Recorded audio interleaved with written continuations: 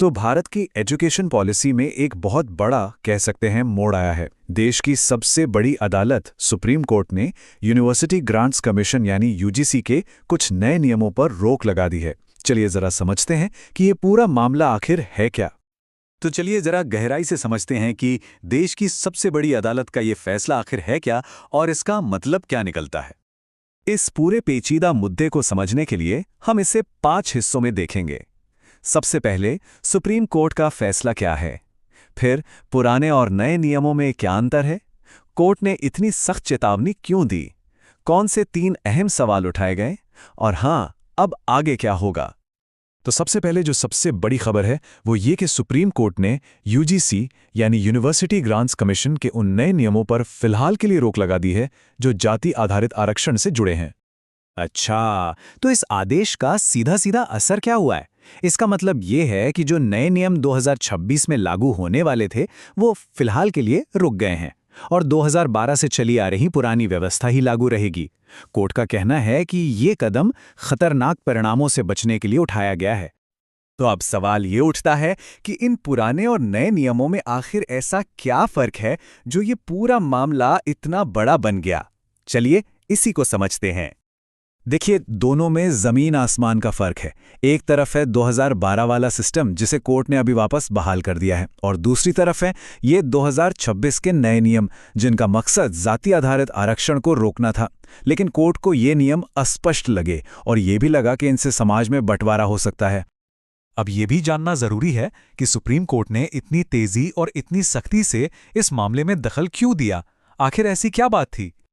तो सवाल ये है कि कोर्ट की सबसे बड़ी चिंता क्या थी, किस बात ने उन्हें ये रोक लगाने पर मजबूर किया। और इसका जवाब हमें मिलता है जस्टिस सूर्यकांत केस बहुत ही पावरफुल बयान से। उन्होंने साफ साफ कहा कि नए नियमों की भाषा क्लियर नहीं है और अगर मौजूदा सिस्टम को बदला गया तो इसके नतीजे खतरनाक हो सकते हैं, समाज में बंटवारा हो सकता है।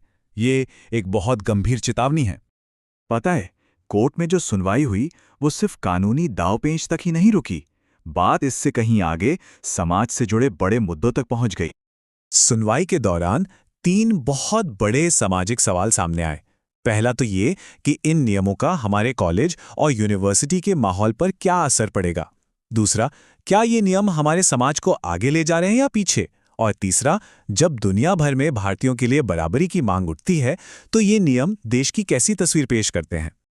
इतना ही नहीं, कोर्ट ने 3 सीधे और बहुत तीखे सवाल भी पूछे जो इस मामले की जड़ तक जाते हैं। पहला, शिक्षण संस्थानों को आरक्षण से बाहर क्यों रखा गया।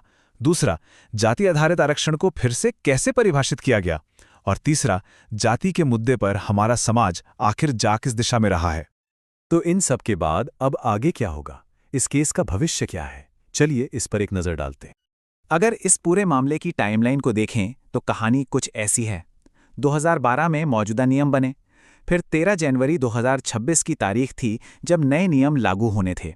लेकिन अब सुप्रीम कोर्ट ने रोक लगा दी है और अगली सुनवाई की तारीख है 19 जुलाई। अच्छा, इस पूरे कानूनी मामले पर केंद्र सरकार का भी एक रिएक्शन आया है। उन्होंने कहा है कि इस मामले को देखने के लिए एक स्पेशल कमेटी बनाई जा सकती है। अब देखते हैं सुझाव का क्या होता है। और आखिर में ये पूरा विश्लेषण हमें एक बहुत ही बुनियादी सवाल पर लाकर खड़ा कर देता है। एक ऐसा सवाल जो सोचने पर मजबूर करता है कि एक जाति मुक्त समाज बनाने के रास्ते में आरक्षण की भूमिका आखिर है क्या।